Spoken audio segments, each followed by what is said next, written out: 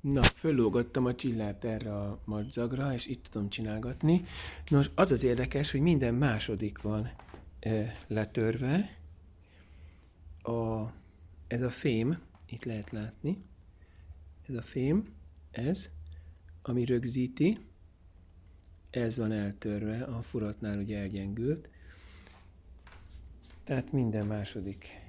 Tehát 4 van letörve, és 4 áll, így lehet látni, hogy 1, 2, 3 és 4 a helyén van, és a többi 4 meg el van törve ez a kis fém. Na most ezzel az a probléma, hogy itt van benne a vezeték, és régen ezt úgy csinálták, hogy egy ilyen kátránnyal átitatott szövet volt, vagy nem ismerték a műanyagot még régen.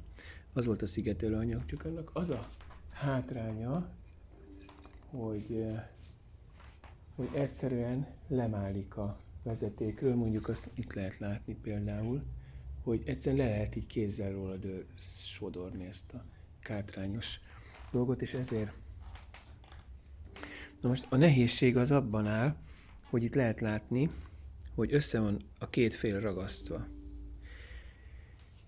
Próbálta valaki megdrótozni, ezek a drótozások itt vannak mindegyiknél, hogy ne essen széjjel. Viszont az a probléma, hogy ez a kátrányos vezeték, na itt lehet látni, hogy van eltörve, ez a kátrányos vezeték, ez összeragasztott fába van benne. Most ezt kihúzni lehetetlen. Kihúzni nem lehet, szét kell szedni az összeragasztott feleket, ahhoz, hogy az ember... Csak itt az a probléma, hogy vannak olyan karok, ami meg teljesen épp a ragasztás, és hogyha az ember megpróbálja szétfeszíteni, akkor lepattogzódik róla ez a bizonyos nyúlenyvel kevert gipsz.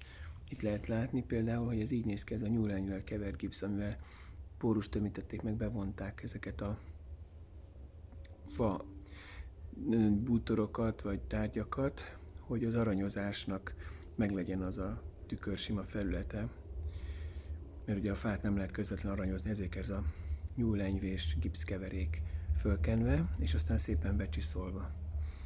És úgy van rajta ez az arany. Alatta van még egy réteg, de ezt így csinálták. Most az lesz ezzel a gond, hogyha például itt van ez, ha ezt szétfeszítjük, akkor így ripityára törik az egész.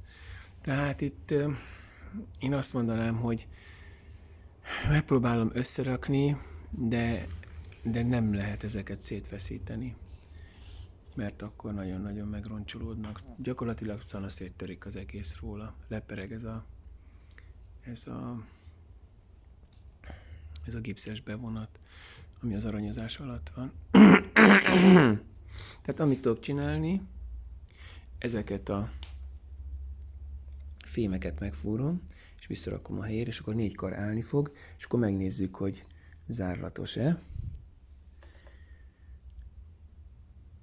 Úgyhogy itt tart most.